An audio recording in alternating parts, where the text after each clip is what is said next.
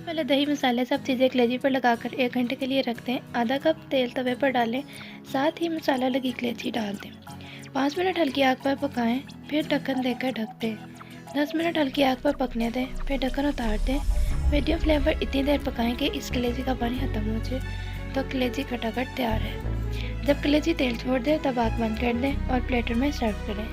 इसे नान या रोटी के साथ खाएं। मेहमानों के लिए स्टार्टर के तौर पर भी पेश कर सकते हैं।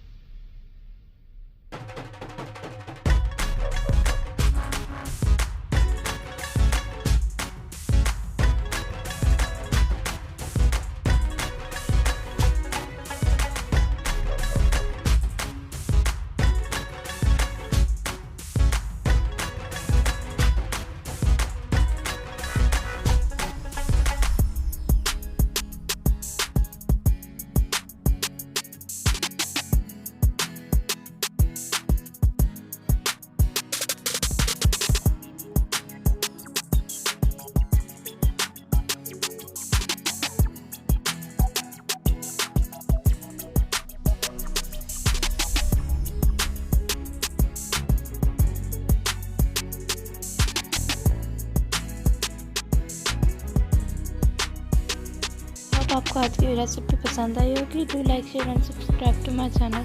Thank you.